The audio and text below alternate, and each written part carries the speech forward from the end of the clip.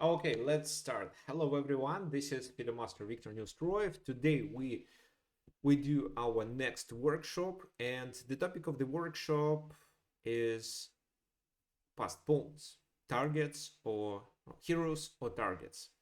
So, first of all, I'm sure you know how to detect whether the pawn is strong or not, when the pass pawn is strong or not. Well, if this pawn is well supported and can be hardly attacked, it's a strong pawn. And that pawn is likely to distract enemy pieces. And that's why you may have advantage because of this passed pawn. If this passed pawn is protected by the other pawn, it's great. If it's protected with pieces, it's still fine. But if it's a far advanced pawn without any support, it's definitely a weakness, and your opponent can take advantage of that. Okay.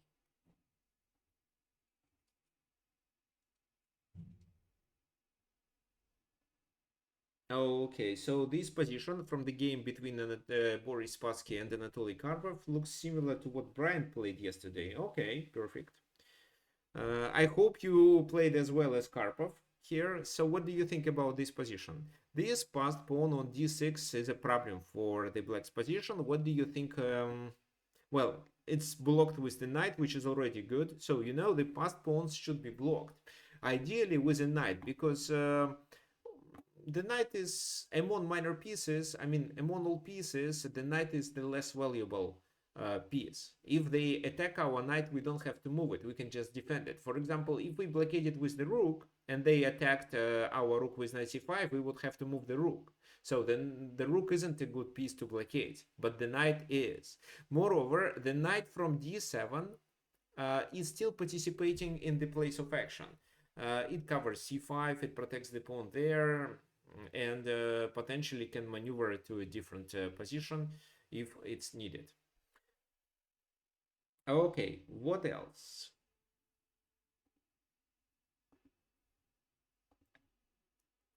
So first of all, you need to understand that the pass pawns doesn't occur uh, from nothing. So you can create a passed pawn based on your pawn structure. If you have a pawn majority, then you can just trade some pawns and make your pawn a passed pawn.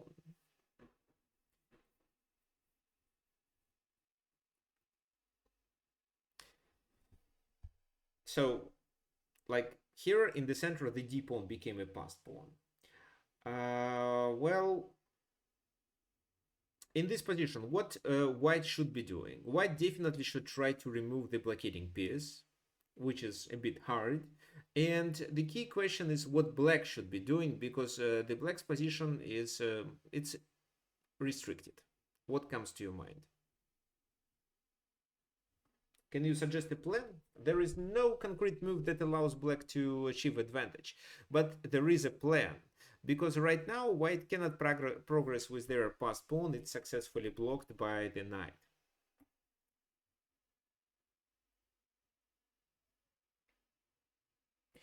So Brian suggests to dislodge the knight by doing something like that. Makes sense. Exchanging pieces makes a lot of sense too. Okay, but which pieces to trade? The rooks? The bishops? Actually, if we remove the rooks and the bishops from the board, the pawn becomes weaker. Or maybe just these pieces. Then it's easy to attack such a pawn and take it. After which the endgame can become already winning for black.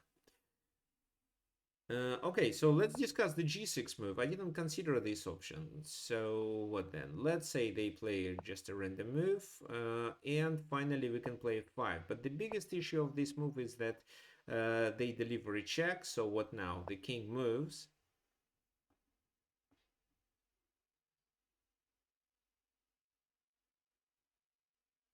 With the king? Okay, yeah, we will check it out. I don't think, but we will check it out. So here, knight h7, and black cannot progress because of these annoying checks. Maybe let's try king d5, which I think is so suspicious. Okay, let me just deliver a check where the king goes. c6. Yeah, c6 is the only position, so it's almost a mating net. King goes to c6. Well, at the very least, there is another check, and the king has to go back. So black doesn't progress then. With the check can be blocked with bishop on knight c5, which is extremely dangerous. Why do I say so? Who can tell me why am I saying that it's extremely dangerous? Not of not because of b4, but because of what?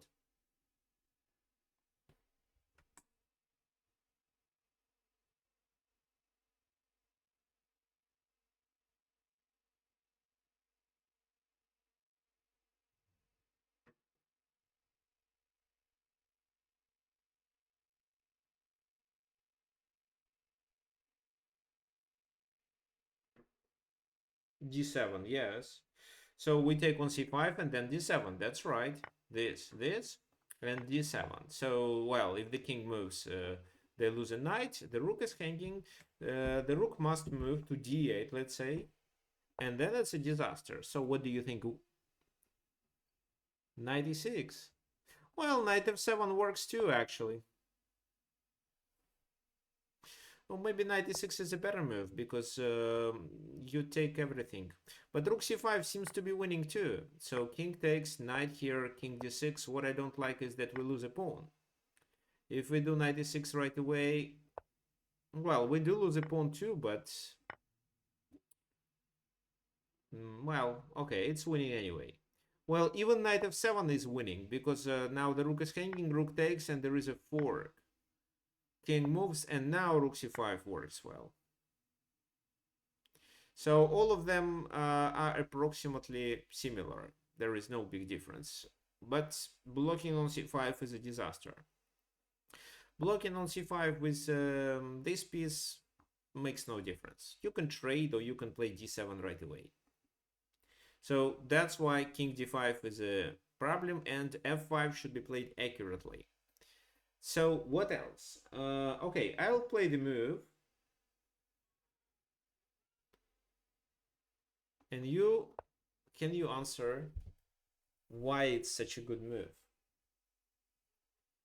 Rook b8 was played in the game.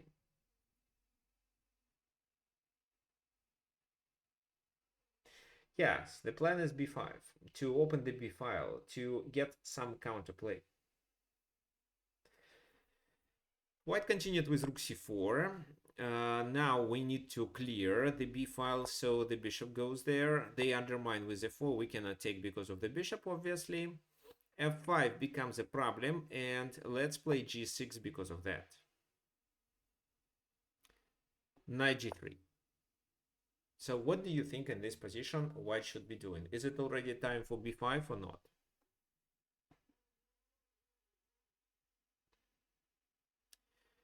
Actually, yes, you can. And this is what was played in the game. But I thought that well, it's possible. I thought that doing this makes more sense.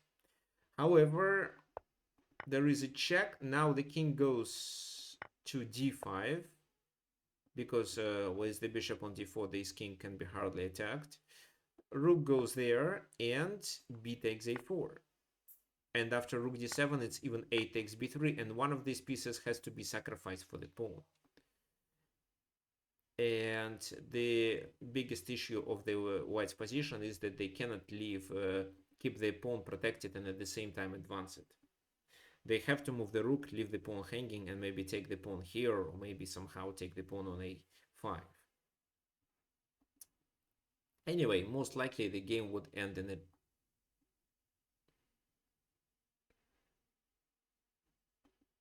instead of what?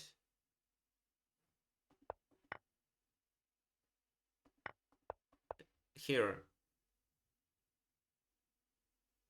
Instead of b5, you suggest something else?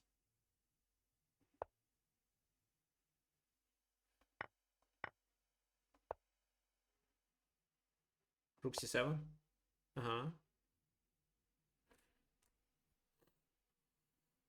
B4, but what your rook is doing? Take on b4?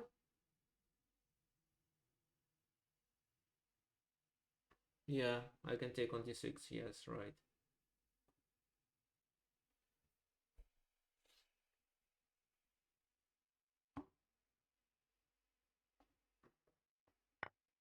No, it shouldn't be better for white. So, because what? Rook b3, rook d8,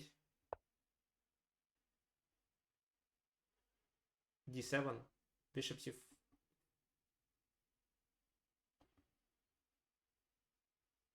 Maybe rook b7.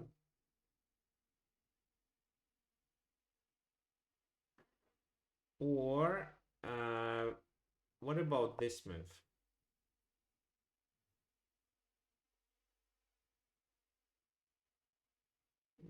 Then we trade.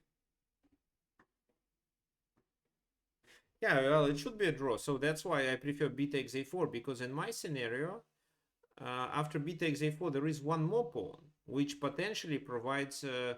Well, after b2, the bishop should be sacrificed for sure. There is no other way to stop a pawn from promotion. And the a4 5 pawn still exists, and that's why it's not a complete draw.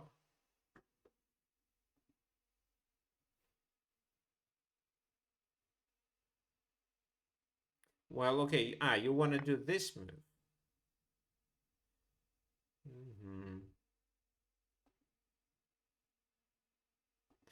Then maybe just this and bishop c5 to take on d6.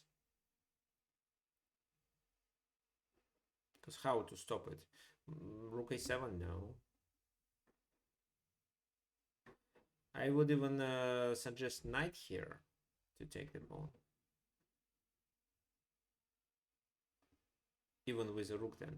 Yeah, so, okay, b5 would be candidate move. In the game it was e takes f4, rook d4, and f takes g3. And this is where, instead of capturing on g3, white would better activate the rook. Rook e4, king d5, rook e7, king c6.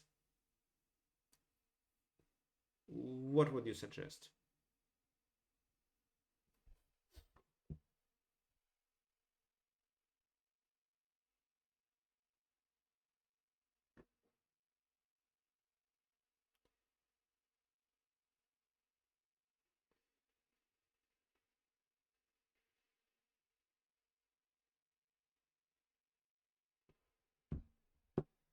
What would you suggest for white in this position? Because, well, black successfully stops the pawn.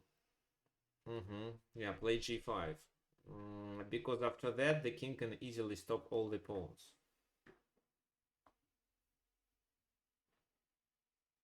So, for example, rook a3. Well, white can definitely draw the games.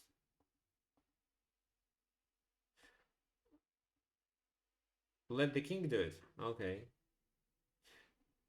Then I don't want to hang the pawn on b3. So, because if the king does it, it's b5, b takes, and rook comes to b3 with a check. There is a knight. So the knight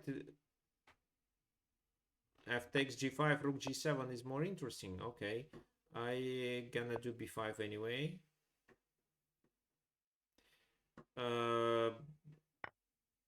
Yes, but you see that you cannot progress. So let's say I take there.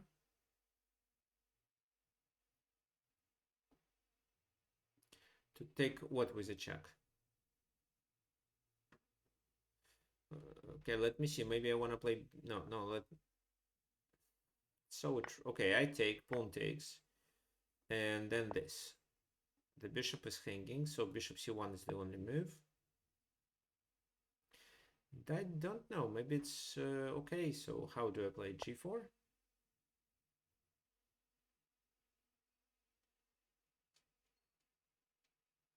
How? It's impossible. How do you bring it to c7? So rook a3 with this idea, maybe. Well, rook a3 and then b5. You can deliver a check. King. Still the same story. So rook d7, a takes, and the bishop should be sacrificed. And well, White has to draw the game here. He will be so many pawns down, but it is a draw because triple pawns on the G file are easy targets. Okay, okay. So rook e3, in my opinion, is the most safe move because the b3 is protected and the king can capture there.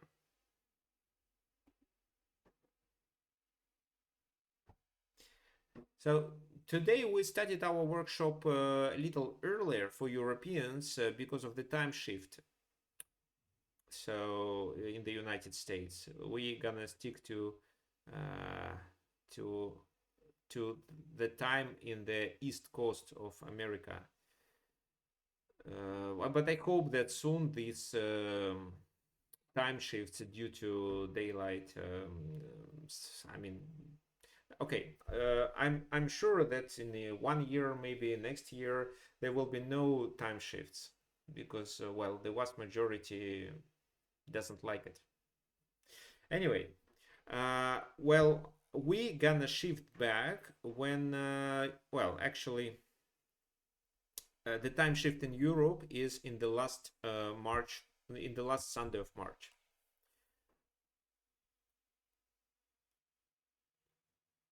And it means that, for example, that workshop that will be conducted in the last Sunday of March for Europeans gonna start at 5 p.m. Central European time. Okay, so yeah, that's a draw actually. That's a draw. King g3 was played, and that was a mistake. It's a natural move, but g5 was required. Why this move isn't the most accurate one? How can we take advantage of that?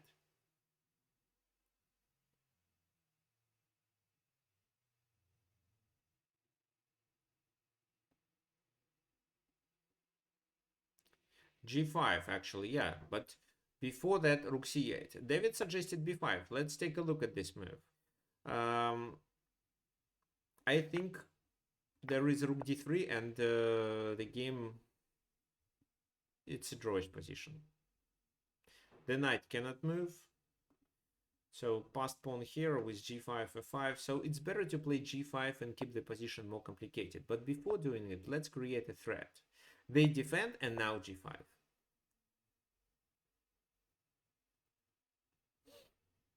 So let's decide how we're gonna play for a win. So let's say bishop b2. Well, they could just play a random move. What is our strategy again? Of course, we can play rook c2, but what it allows us to do? Rook c2, bishop goes back to a3, or maybe bishop to c3.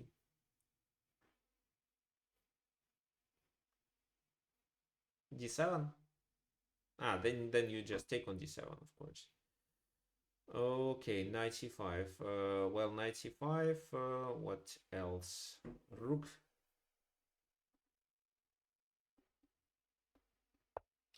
d7. Maybe just rook f3 in this position.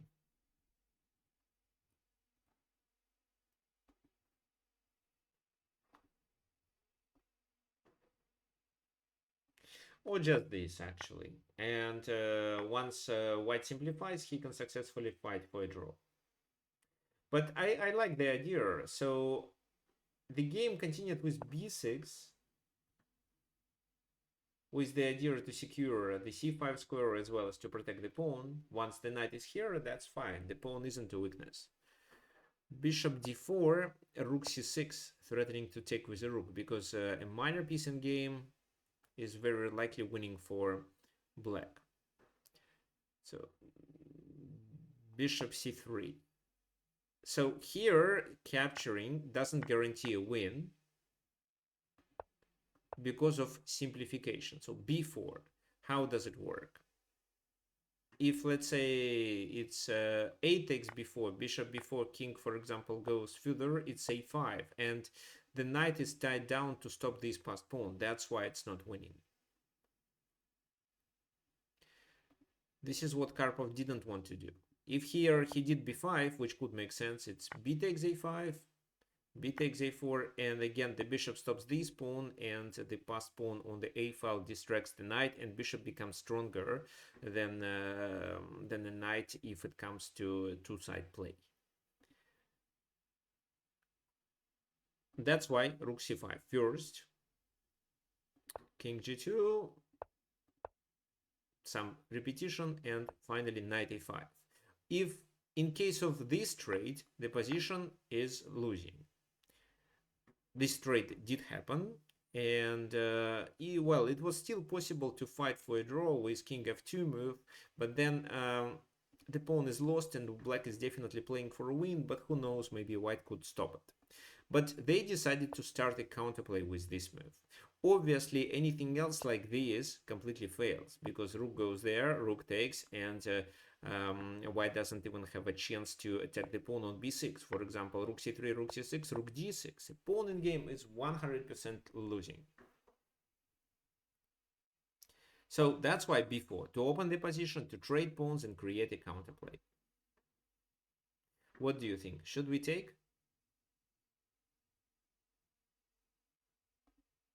No, rook c4, d7. So what if we take? What was the purpose of this move?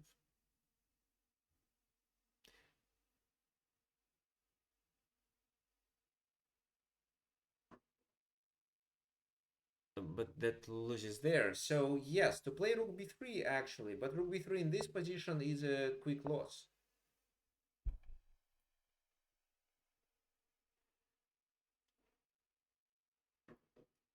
If we stop it that way, okay, no, well, if we take, they play d7, then rook d8, and now rook b3 works. Wait, is rook b3 the best move? Yes, I think so. Rook d7, rook b4. The b6 is a weakness. They can deliver a check, but then they have to retreat back to stop it. And, well, let's actually do it. King f2, rook goes back, and rook b5, a5. That's the plan. It's hard to progress. So let's say rook b5 first.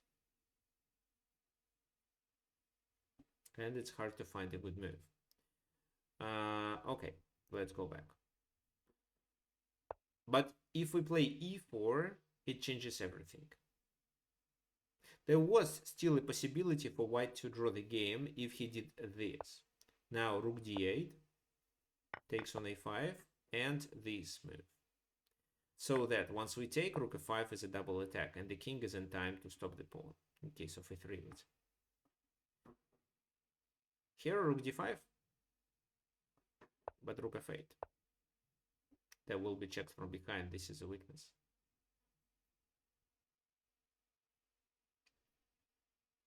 So check here, king f2.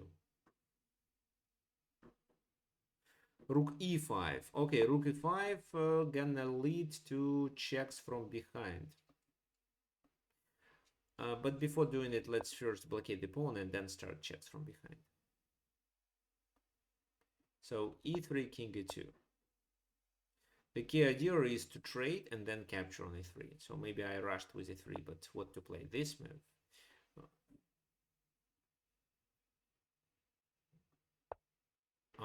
Makes a lot of sense. Well, just rook here, let's say. e3, king e2, so it's still possible to draw the game. So an extra pawn in the rook endgames doesn't guarantee a win.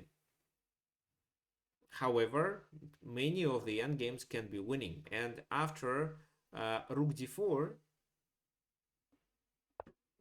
the position was actually winning. Can you please answer why? What's wrong with this exact move?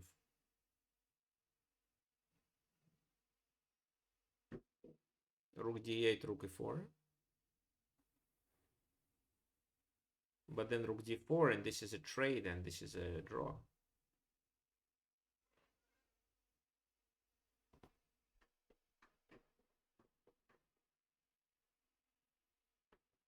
Yes, it's because king e5 is a forcing move, so the rook cannot move. What they should do? Well, they played rook d1, but the king was already on a5, and that makes a big difference. The black progressed. Maybe d7 is a move that deserves attention. What do you think?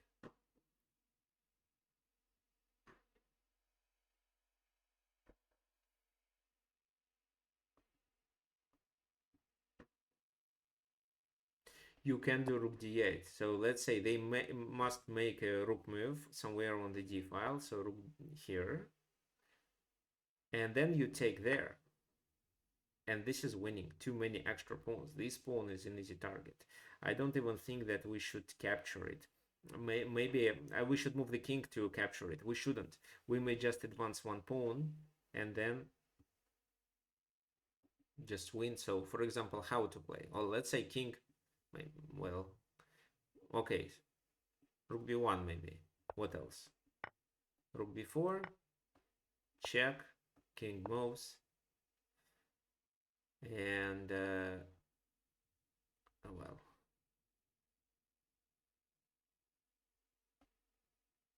Rook a3, okay. Rook a3, rook b6, rook a4. And this should be winning because this is a weakness. So even if the king goes there to stop it, there will be check, after which the king invades and the second pawn is lost. This is how it works. So, well, they played rook d1. A takes b4, and you see how black realizes their advantage. So rook c3 to chase the king away. And in this position, king d6 doesn't work so well, but it seems that black is also winning. So this double attack, king f5, rook b6, but after rook f3, it seems that the king goes to the back rank, the rook attacks this pawn, the king captures that pawn, so it's still winning. However, rook d3 is a better move, because after that we managed to save everything. So rook b4, rook d6, for example. If they play d7, well, rook d7, rook b4, and again it's the same story. Rook goes there, king a3, check, and then we can play rook a3, similar to what we have before. This is a winning position. So this capture, and this is a weakness. They cannot even defend it.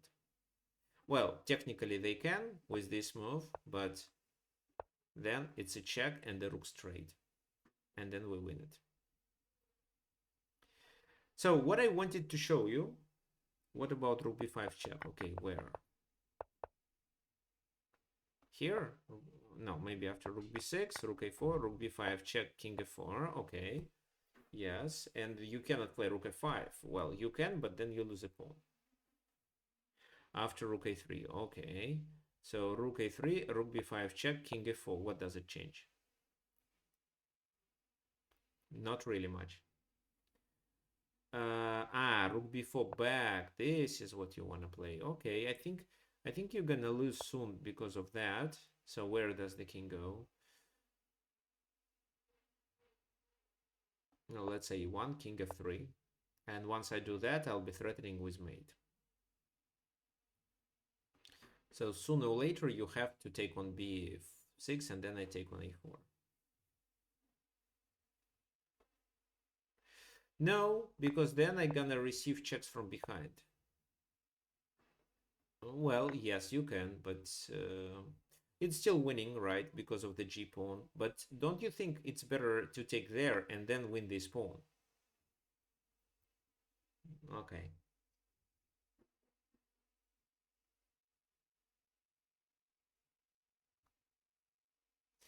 Instead of taking the pawn on a4, in which position? So rook b6. You said what? Rook a1. Rook a1 with a3 idea. Yeah, makes sense. Makes sense. So king d2, a3. There is a check, and after that check it's e2, and nothing can stop from a promotion. But, well, they gonna sacrifice their rook. Well, it's still winning. Yes, it works. It's still winning because they gonna sacrifice the rook, and maybe then we have to sacrifice our rook for the a pawn, but we take on g4, and we have at least one more pawn to promote it. So let's go back. What I wanted you to remember from this game that, well, it doesn't seem that this pawn is a weakness on d6, but it is successfully neutralized with the knight. which means that black can start be looking for a counterplay. And the weakness, a potential weakness in this position is b3. So this seems to be a very logical plan to open up the position and activate the rook, because the knight is enough to blockade the pawn on d6. It cannot be attacked because there is a king protecting it. In order to, yeah, it's a, well, in order to play for a win, white should open up the position and invade the 7th rank with their pieces. But even this doesn't guarantee a win. It's definitely a tough plan to play rook b8. But if you have the enemy pawn successfully blocked, think about a counterplay. Well, and where, if not on the b file? You cannot play rook h8. There is nothing you can do on the h file. So you cannot occupy the c file because your opponent controls it. You can play this move, but then you let rook c7, so which attacks the pawn. That's why you can come up with the idea of doing this and then b5, so that you open the b file and attack the weakness, or at least activate your rook. Okay, fine. Well, the next example is the middle game. It's white to move in this position. The game was played by Alexander Alekhine. White to move. There are no passed pawns, but as you learned, the passed pawns occur by initiating changes in the pawn structure. We have a pawn on c6. The c7 pawn is also pinned, and this is what we may take advantage of. So let's decide what to do.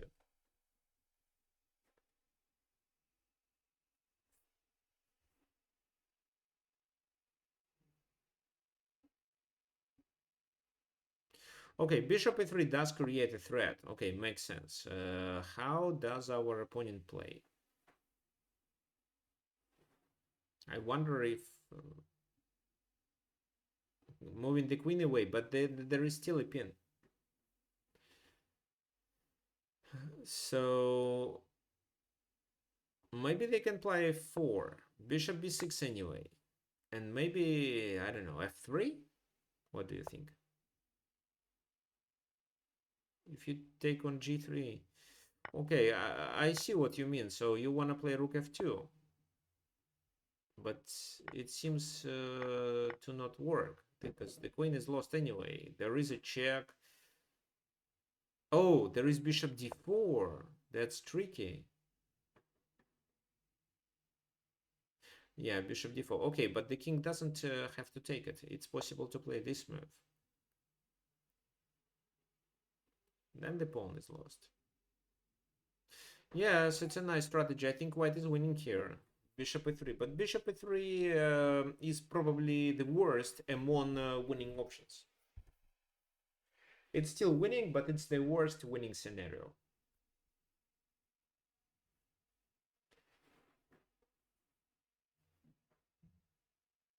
So the knight on b8 is also not participating in the game, while the bishop on d5 is quite powerful.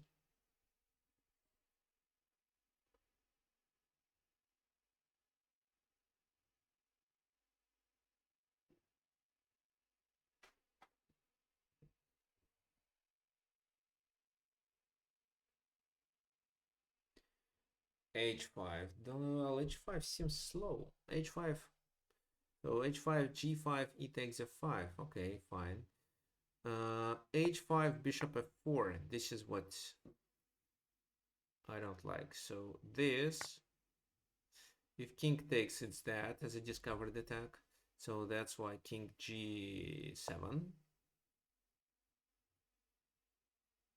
G takes. And now what? Well, it's still...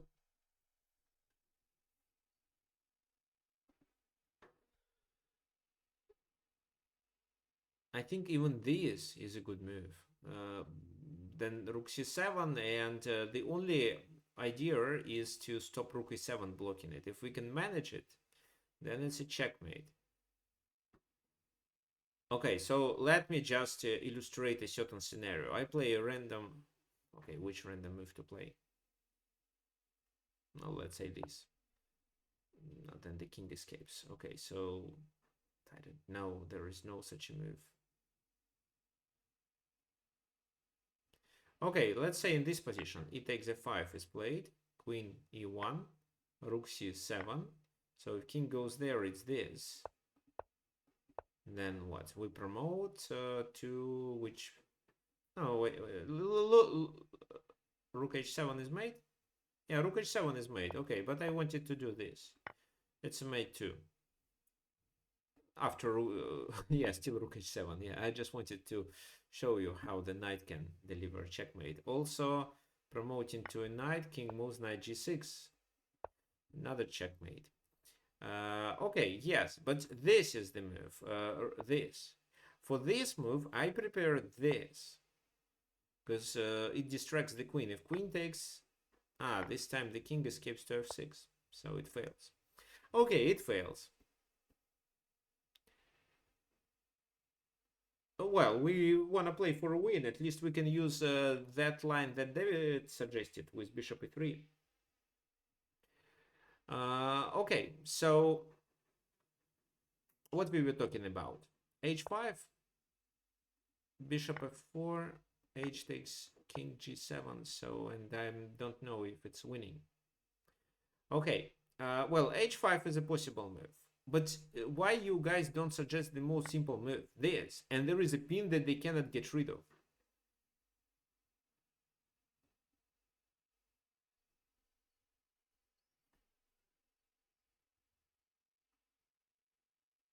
We can go over it. Okay, so Brian, sorry, I didn't notice that you suggested capturing on f5. Fine. So which piece do they take? Well, taking with the rook. Take. Then what?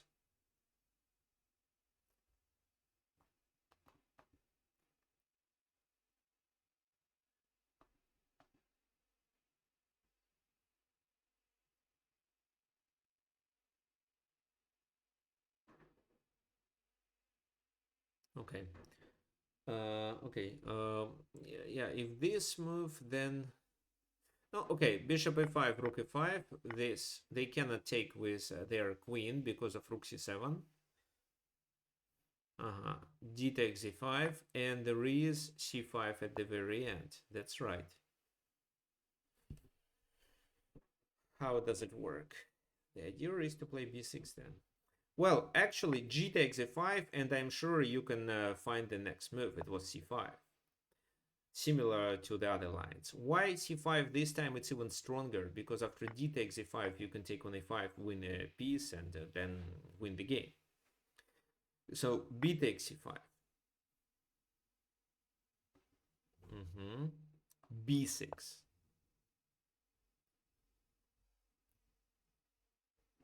Rook c8 is the only move to defend because I don't see anything else. Well, sacrificing the knight. B7. Well, B7, but with B7 you move your rook out of the place of action. So they can move their rook back. Why do you suggest B7, Samir? No.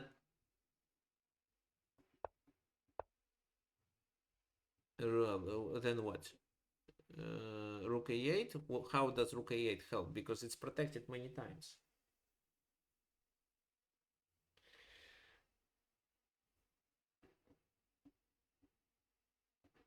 Uh, okay, so Brian, first of all, it's not an easy task because if you move the rook there, well, of course you hang the rook, but even if not, what if they start a counterplay on your king? Well, not with rook g8, but with queen h4. Well, you can start with this move. Let's say, okay, they, for example, unpin, then what? Queen a2.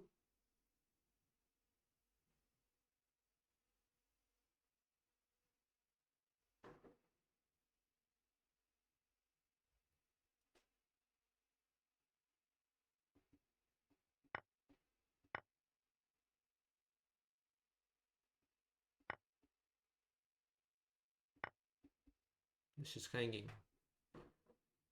So Then maybe I can do this to add more pressure. Well, no, I don't want to give up it. So, well, anyway, it looks like a very like side play with b7 because it's everything there. Why do we release this tension with b7? Yes, the pawn is closer to the queen square, one more step, but there is a knight, and it's hard to get rid of this blockading piece. You can hardly attack it, only with a rook, and our rooks can defend it. Okay, so here I want you to find a deadly move that decided the game.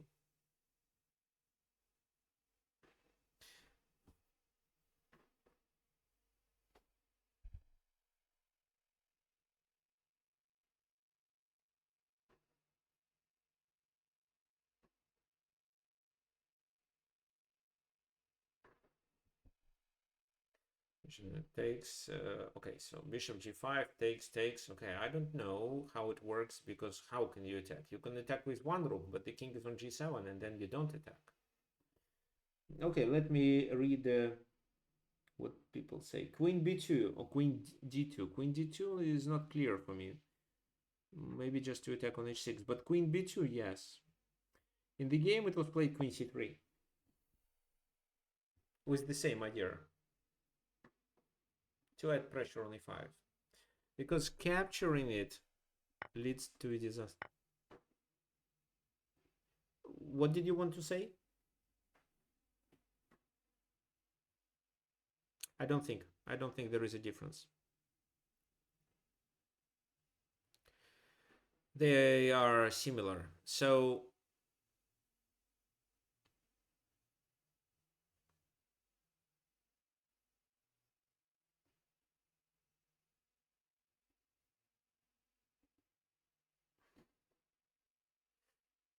but it's in both cases it's possible.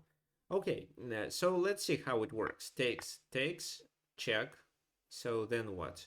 If this move, you just take there and this is winning.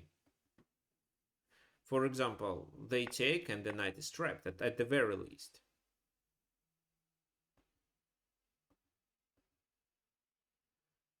If the king moves, still the same story.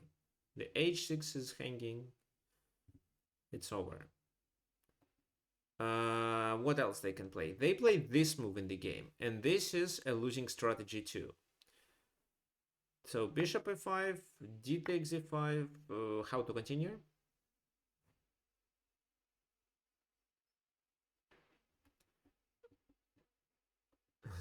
Okay, try to think first. Rook takes where? c7 or e5? Okay, so queen takes.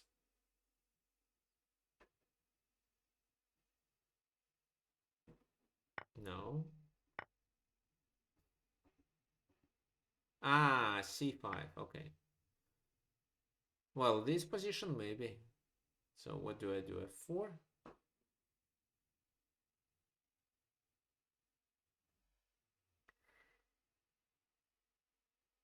Black in this position because of what? Maybe because of rook c? No. Not sure actually. Well, actually not sure that black is losing here. Maybe not actually. What? This is a weakness. Maybe 4 is a move. How white wins? Well, white can win if he does that, right?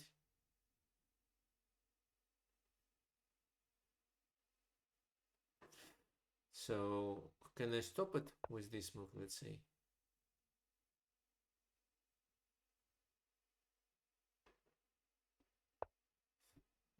Not sure. Queen c6, queen e7. Oh, it's a check. No, it works. It works. Yeah, so no, it doesn't guarantee a win. It should be something else. So Brian said rook e5 in this position. That's right, but not rook e5, queen e5. Why? Because then the black's actions are limited. They have to accept it. With rook e5, they may not take but move their queen, for example. After queen e5, they have to. because the queen also taking c7, so something like that absolutely fails, for example. So queen e5, if they took the queen, then they have to take the rook too. And now rook c7, check. And because it's a check, this must be a trade. And after this trade, we have two ways of how to promote our pawn. That's why the only thing they can do is to play rook e8. Who can tell me how should... Huh?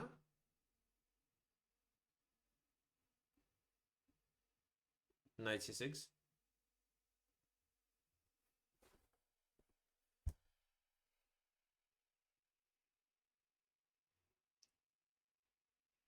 Yeah, take the knight and then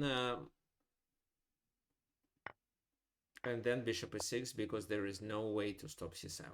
So let's see. That check here makes no sense. So this moves c7, and this is completely winning.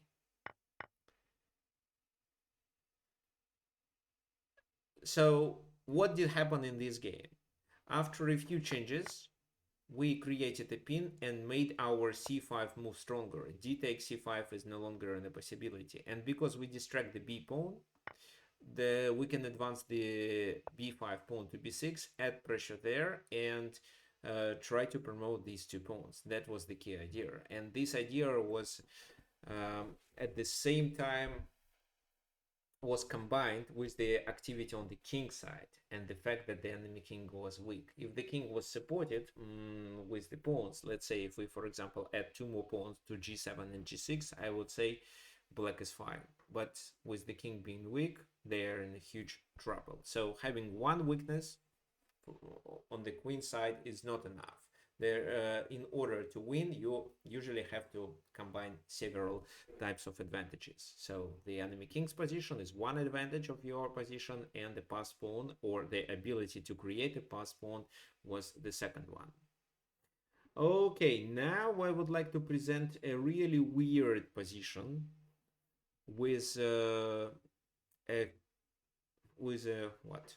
A weird material balance. Two knights, two pawns versus queen.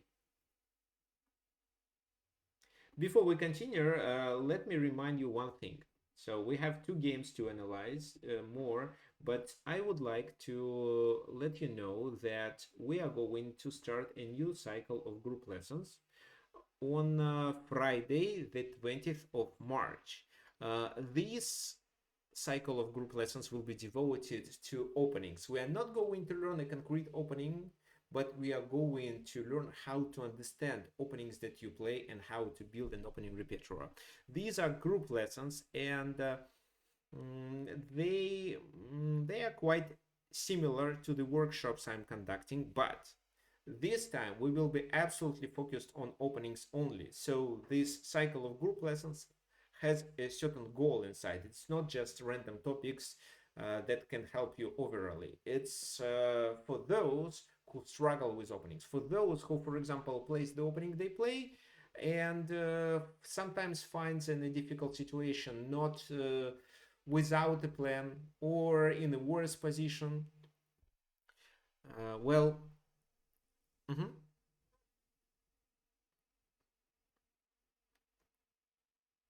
no, so everyone can, well, you learn certain principles that you will be able to apply to your own opening repertoire. It's not like the openings that I play or I teach my students to play. So you will be able to implement this knowledge to any openings that you have in your opening repertoire. So it's a practical course. You will, well, you'll see. This is the plan, for example. Oh, wait, it's actually, no. I think this is a plan from the previous course. No, not this one. Maybe it wasn't refreshed. Okay, so this consists of 12 lessons. Let me show you. Let me show you what we are going to cover. It's here. So this is the plan of the course. These 12 lessons. So what the openings are about: understanding the center, pawn structures, development, move order. So when it's time to break the center, well, how you from the opening transition to the middle game.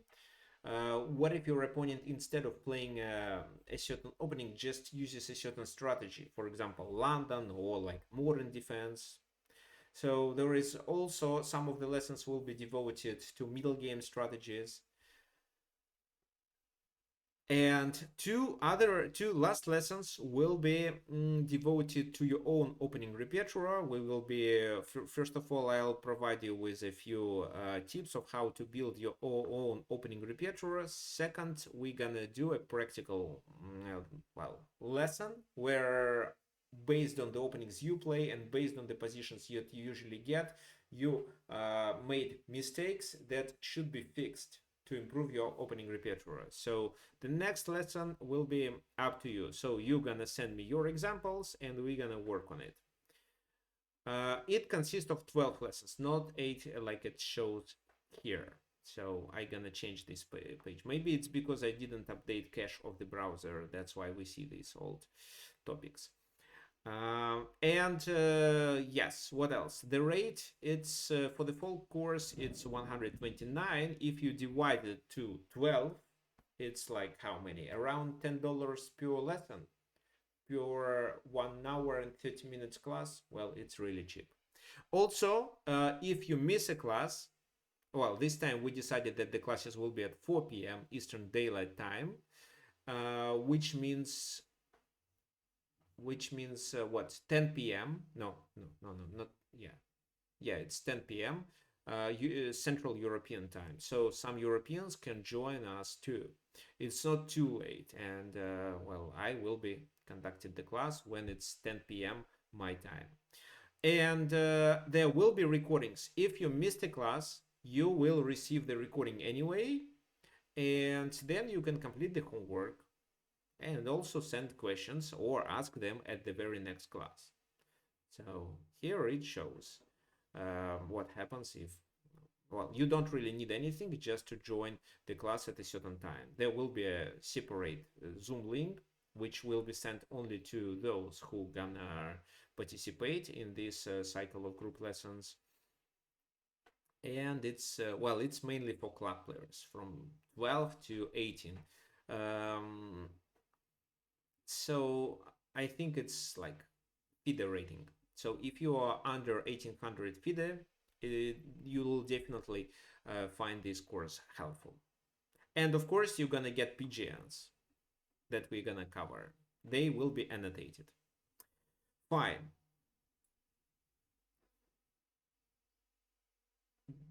Yes, especially for you, because because Samir, you not always play the opening properly, and if the position, if such a position that you don't know occurs, very often you get lost of what you should be doing. For example, today, well, I see your plan with knight before queen c5 attacking the pawn on c2 was good, but look at your other pieces, they were completely not doing anything, and because of that you later experienced issues and missed this f5 f6 feature. Okay, anyway, let's continue with our main topic of the workshop, I mean, passed pawns. Let me send you the link. So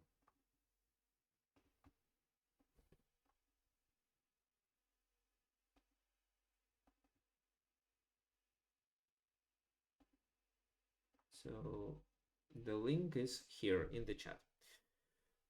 Fine. Okay, this is the position that we have. Well, actually, if you look at this position, you can decide that black is in a trouble, which is true, because the pawn is already advanced to f7. Two knights support them.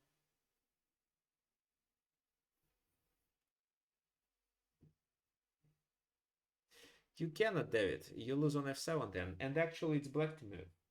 Yeah, of course, I like the white's position. White should be winning, and black uses their only chance. They play a3 here. Well, we take, otherwise they promote. We take, why not? And what do you think? Huh? Well, how? I don't have to. I can do it at the very last moment on b1. If the king takes, which wasn't played in the game, how do you win? What do you think?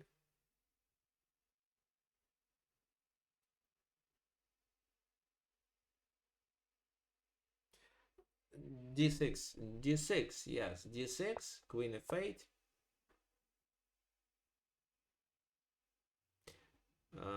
E6. Okay, but not yet. King f5 first, and then knight h7, f8. For oh no no no no no. Then let's say they play b2. King g6, knight h7. So to avoid, okay, so Samir, your topic, simplification. I'll show you. Knight c4, king b3, knight b2, and then with this strategy we win. So I decided to sacrifice the knight to avoid any future problems in case if I miss something, or in case if the queen can move and deliver several checks, neutralize my knight. I'd better sacrifice it right away for that pawn, and then knight h7 f8 just wins the game. There is no perpetual check. Fine, fine. So that's why the king has to go to c3. d6 anyway. Queen goes there. And what do you think how to play?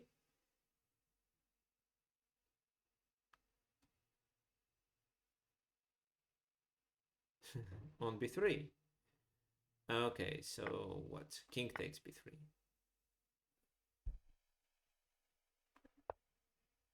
So it's still winning.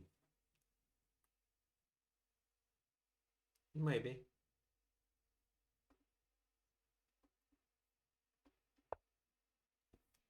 e6? No, you cannot. You lose on d6. With it. d7? No, then f5 is taken with a check. So, and actually it's not so winning. King c4, the king comes closer. That's why, Samir, I think you sacrificed on b3 too early. Well, this should be the move. Or this, like it is, like it was played in the game. So the knight on d2 still covers the b1 square. So, okay, why did I sacrifice the knight in that scenario? Like that? Because I see that with king g6, knight h7, there is nothing they can do to stop. Why I prefer to not sacrifice the knight in this situation? Because it takes more time for me to play these moves and knight h7, and maybe the enemy king comes to d5 and it's not winning. Maybe they take my pawns. There is also queen g7 move. Okay, fine. So knight g4, check. King goes to d3. Now this.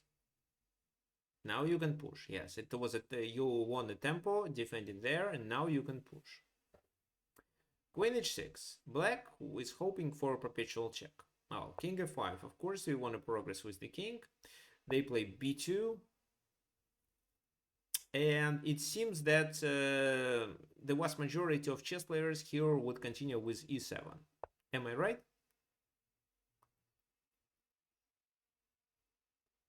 It seems there is a problem. Which problem? Okay.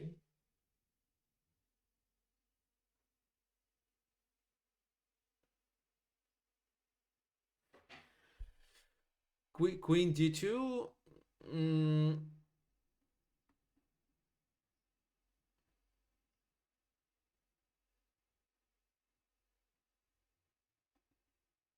mm, no, I don't think black draws. So let's say which move to play, f8 or e8.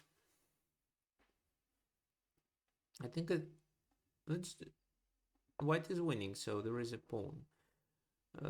So b1. I wonder if queen e4 works. Yes, because if queen f1, I have this. If this move, which is the only check, I have king f6. No, king e6. And then king e7, and then I promote. Because how you can deliver a check? Queen b3, queen d5, cross check. So this, then king e7, and this is the next move. That's why it's winning. So queen d2 doesn't work. Okay. But if you play e7, they can play queen h7. Let's say this. b1 equals queen.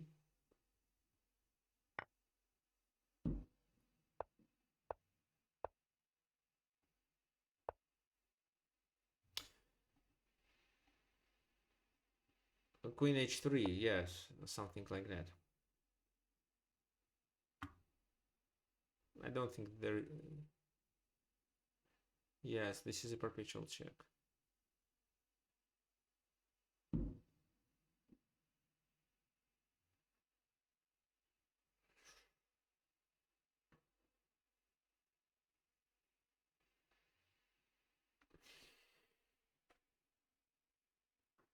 e5. So when queen h7, king f6, promote, another check, check, this, and I stop this coming. There was also a very nice line that I wanted to illustrate.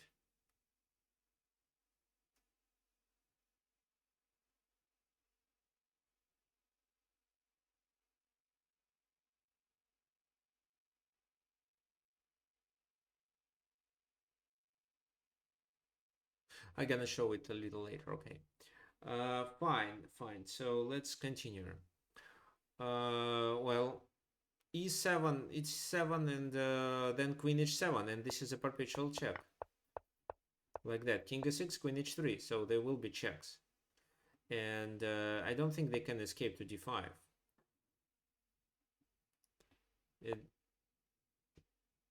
Here. Maybe it's better to deliver a check, because taking the pawn means they can play king d7 or even knight bc3. So it's better to keep checking, because they cannot escape. This, but I still have that. If he goes back, then this again. So it is a perpetual check, but it's not easy to find. That's why e7 wasn't played. Instead, it was played d7. You may say that it's easier to stop the pawns by just taking the control over the dark squares. But how? Queen f8. And what do you think? How white played?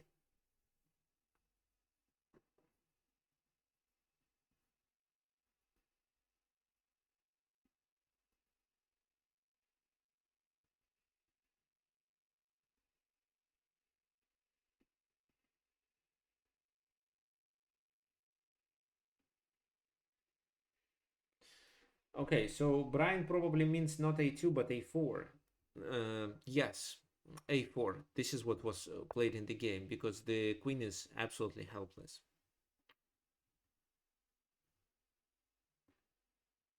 So queen e8, e7. It's not the very end. This, king f6.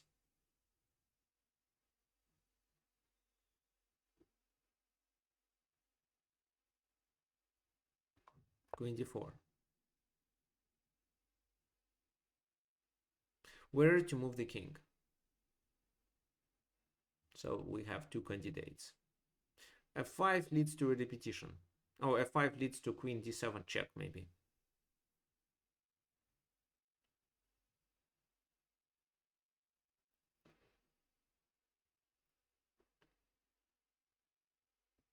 e6 or g6? Let's vote. Who agrees that we should move our king to e6? So let's say blue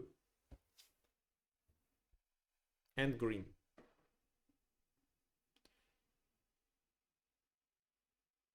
Okay, Carlos says king g6. Fine.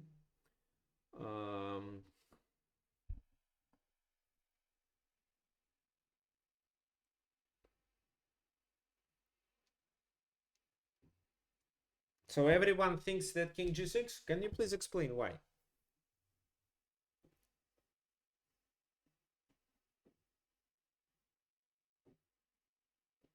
Well, okay.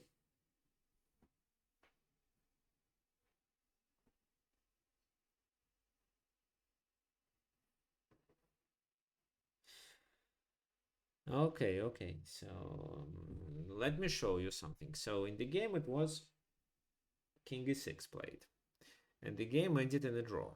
So king g6 was a winning move. And then what? Well, there are no checks. Which checks can be delivered? Queen g1 or queen b6? But in both cases, it's possible to move the king away, and that's it. Well, in case of queen g1, for example, which is a check, we should do what? Knight g5. Yes, I think we can do so. And if this move, we can go there. Because if now, let's say they take, then we already promote with a check, and then we can stop his passed pawn, promote several queens. So it's gonna work. King g6. Well, okay. b1 equals queen. d8 equals queen. This queen is pinned. Queen b6 is the only possibility. Queen g1 is a move, but queen g1 it's not g5. Why? No, one queen is pinned, the other one. Okay, queen b6. So queen b6, queen b6, king h5, check. And after that, these checks are over. And of course, one of the pawns will be promoted. So just one queen with two knights can defeat a queen. But there will be two queens, maybe even. Well, king g6 should be played. Instead, in the game, it was played king e6. Now b1 works. Knight b1, queen e4 check, king f6, queen h4.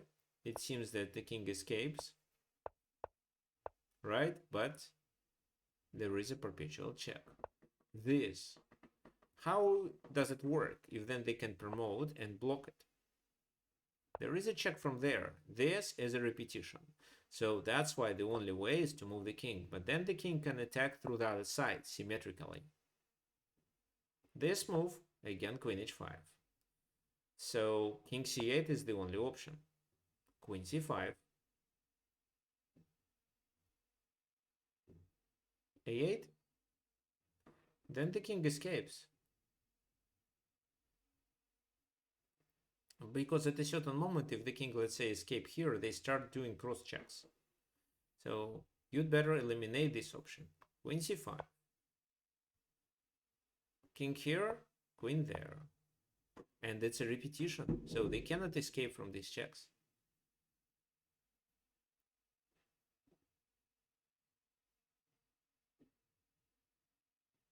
I don't think it's possible to get mated. So this.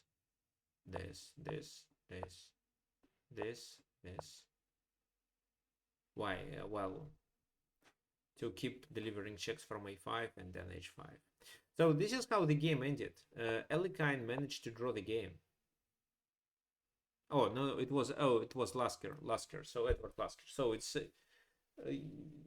yeah, I don't know if he was a brother or not, but that's not the world champion. It's a different one.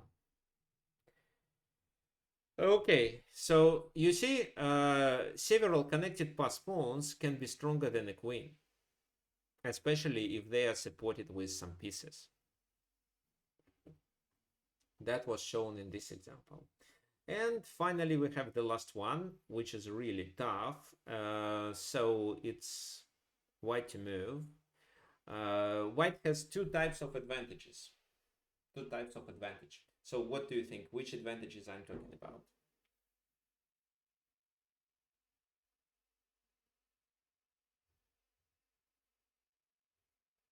But your pawns are on the light squares, and they have a light squared bishop, so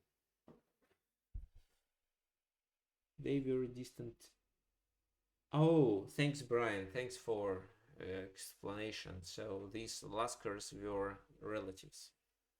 The H pawn, that's right, a bishop pair and the outside passed pawn. However, you can easily draw the game if you trade this bishop for the knight.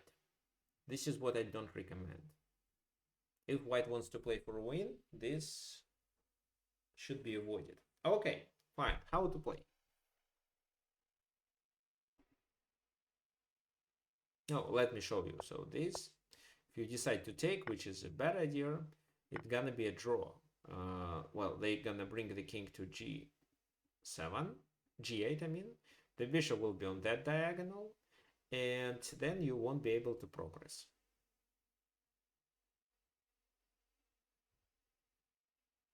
How does the bishop access that side?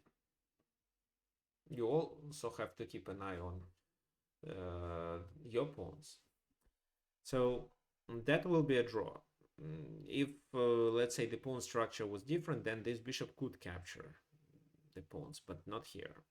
So this is what you shouldn't do. Trading this could make a lot of sense, but in some situations it is winning, in some not.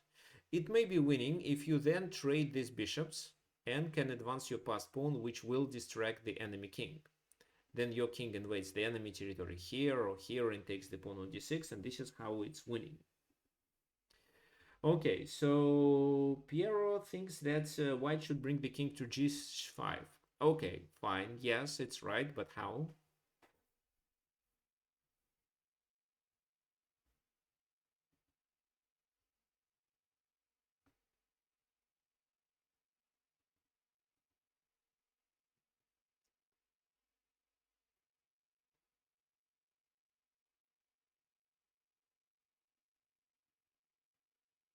Bishop f3, I think they won't trade. Bishop g6 will be played. h5, bishop h7. Okay, so in order to restrict and let your king pass, it makes sense to start with f5. This is a very important move that wins a tempo. No, not wins the tempo, wins the space. This is what I wanted to say. So you gain space and you want to invade g5. Why not bishop f3? Bishop g6. h5, bishop h7. And how, maybe even, what? Am I missing anything? Actually, yes. I think in case of bishop f3, they can take and play 5 themselves. Okay, that's the reason. And you cannot progress. 96, and the king doesn't go to g5 anymore. So bishop g4, there is no time for bishop g4. Bishop g4 after bishop h7, yes, but after bishop f3 it can be a trade, and with f5 black king gets activated, the white king doesn't invade the enemy territory, and the bishop neither. So f5, 95. What do you think? Maybe we should take?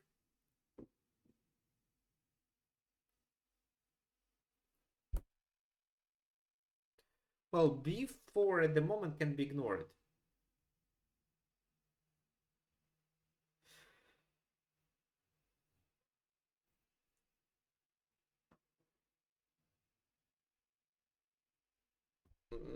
Can you please explain again how? So take, then bishop f6 with the pawn, and then the king goes there.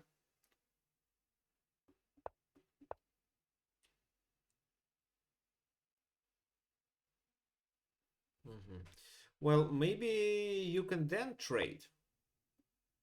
What do you think about this position?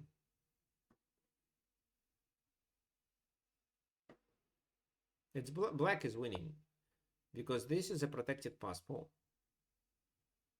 So they're gonna stop your pawn, but your king has to keep an eye on the e pawn. Well, actually, if white plays accurately with the king on g4, they can draw the game. But it could be an easy loss if white makes one single mistake.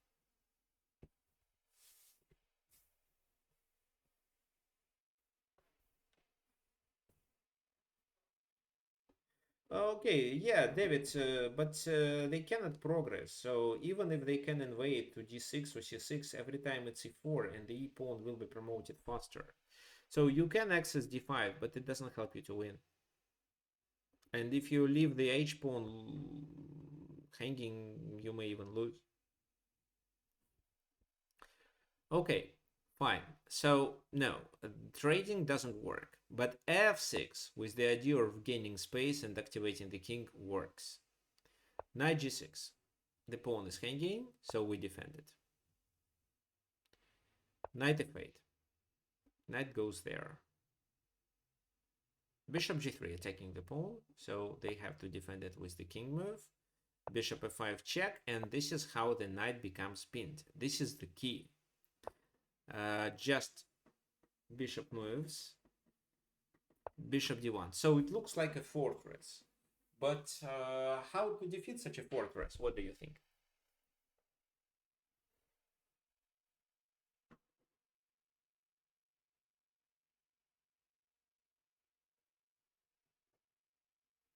How to break the fortress? On the queen side or... Black can play 6b5 if they want. If they want to play for a win, for example, they can do so. But here I would say that their task is just to survive.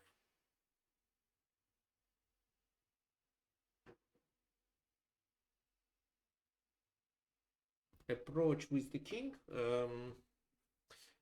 How?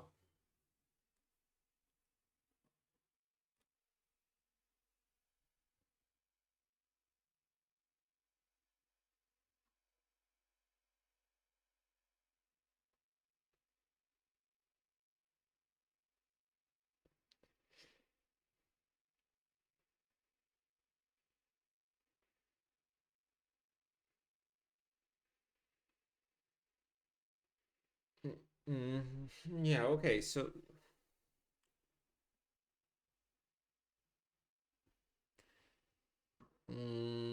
okay, so if you play this, they can do that, yes, and now bishop f3 cannot be played, and they're gonna do knight f5, for example, at some moment. So, okay, what else do we... Okay,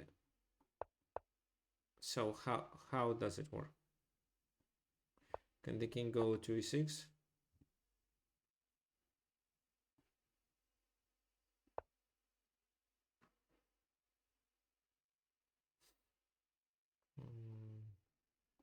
Let's say knight f3.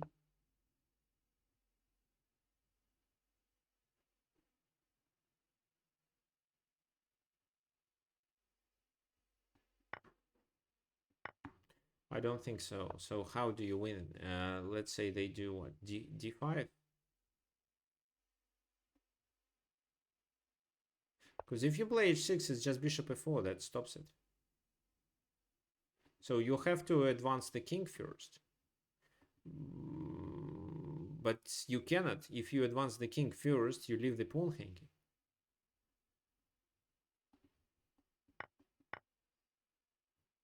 B8.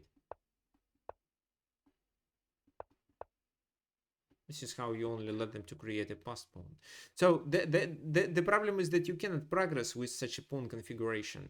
For example, h6, this, and the pawn is completely stopped. King h6. Okay, let's say b5, king h6. Okay, I play something. King g7. That's too late. The h5 is hanging. So that's why there is no way to progress after getting the king to g5 and the pawn on h5. So let's go back. Maybe we can find a better way to play. Well, king e4 can be played, but not clear what for. What I want you to see here, that, for example, something like king c7 is a blunder. The f-pawn will be promoted, so the king must be close to e6. This is one thing, which means that they cannot get rid of the pin. Which of your pieces require improvement? The king too, but...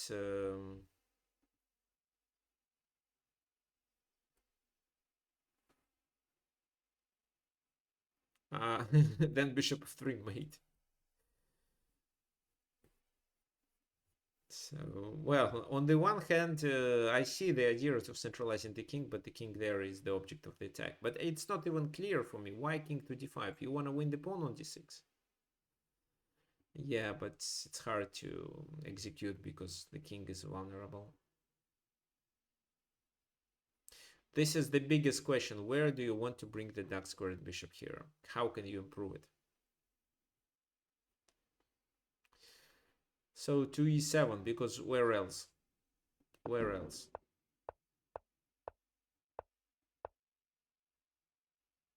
No, the knight was pinned.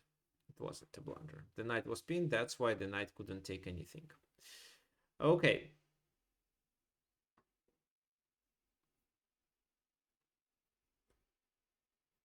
On e7. Yeah, you'll see how this bishop worked a little later. So a5 was played. Well, maybe they can play something else, but a5 doesn't make their position worse. King f2. This is where they'd better play a4, but they played bishop d1. I don't think it's big difference, but bishop d1 loses faster. King g3. What is the threat? Bishop g4 is a threat, right? So, for example, yeah, if they just keep bishop here, we do that. They play this, we play that, they do that. And this is winning because this and this. And if they move the king, they lose there. And there is no other way to defend the pawn. So bishop g6, for example, loses. Okay, so they played a4. Pawn takes, bishop takes. This, bishop goes back to c2.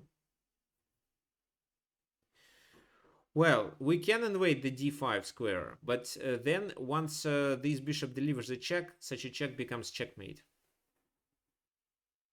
So it's too early. So h6, bishop goes back, bishop g4, bishop h7, and now I want you to think about the plan. So because it still looks like a fortress.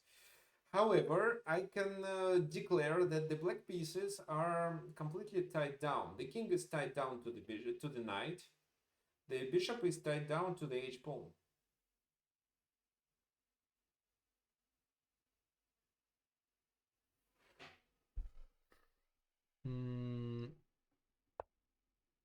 There was something wrong with this move. Oh, they can unpin. That was...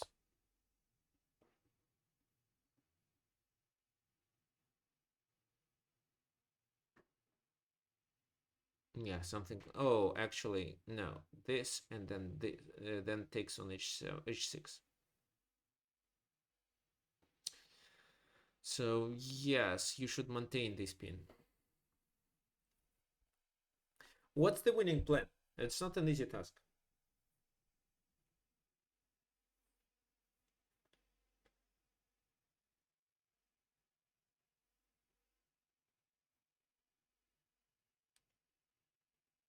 Right. The king to the queen side to attack b6 because the enemy king is tied down.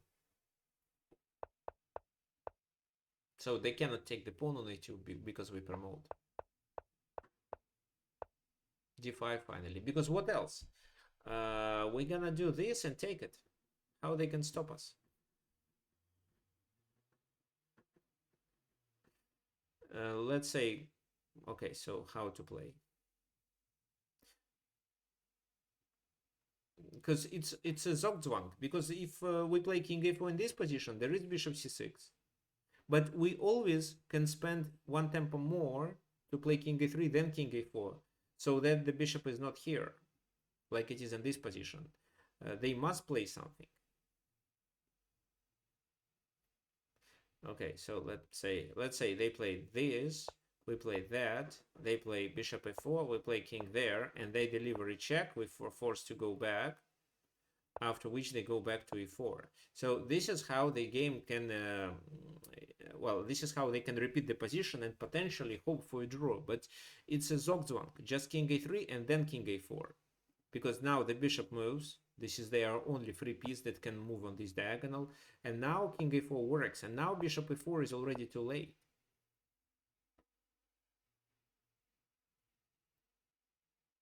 What about king c7, for example?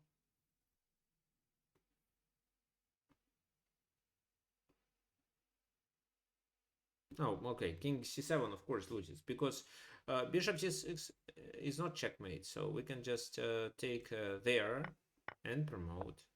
They play this move. It is important to avoid a mistake and just retreat with the king to not get checkmated that way. Just retreat with the king and then promote. Yeah. Okay, so that's why we can use Zugzwang here too. That's why they were forced to play some move like d5 to spend the tempo. Because if the king reaches b5, it's game over. Bishop d5. This means that, so that's why king c3. Bishop must go back to stop h7 and just king c4. And there is not much they can do.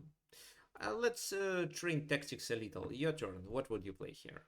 King b5 or there is a better move?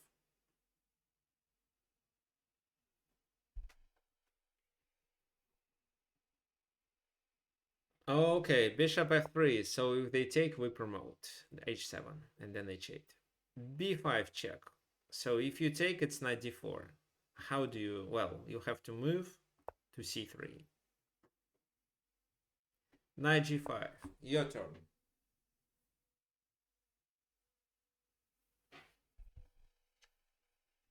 No. So if you take the bishop, it's knight e4 check, and then the knight retreats back to stop the h7 pawn, h6 pawn. But if h7 furrows, it works. If they take with the bishop, it's a nice checkmate on c6. If they take with a knight, they just lose the bishop, and this is a losing position. Or you threaten this and this. Okay, so this is how the game ended. After h7, they resigned. So what does it tell us? The outside pass pawn can decide the game, but not always, and a lot depends on your king's position and your ability to maneuver with your pieces. For example, if you reach such a position when the enemy pieces are completely tied down, you can freely move your king from one side to the other side or improve your other pieces. So here white improved their bishop by putting it to e7 and keep attacking there. And then improve their king by moving it to the queen side, attacking the pawn on b6. That was the key idea. Okay, so one more thing before we finish. As you remember, our workshops are free. However, if you enjoy this content and you would like to support it, you can do it either with PayPal or with Wise. For example, this is how it works. You go through this link, click this button donate, then enter the amount you want to donate. It can be any amount, and then you click the PayPal button. It redirects you to enter your PayPal account. The second way is to use Wise. If you have a Wise account, just use this link. So this is my username, but if you use the link, then you just need to click here, enter. I would appreciate any help. Also, don't forget that we have this, in 2 weeks we have a cycle of group sessions. I'm sure you will enjoy it because all previous cycles went really well, and chess students were mainly enjoying it. Yeah, I'm gonna update the lesson plan, but you can enroll here. So there are two ways to enroll: using by paying the whole amount or by playing on a monthly basis. If you play per month, it's this amount every month. So it's totally $147, a bit higher than rather than you pay everything immediately. Okay, so I hope you enjoyed today's workshop. The next will be next Sunday. If any questions, just message me to tricksofchess@gmail.com. And see you next Sunday. Thank you for coming.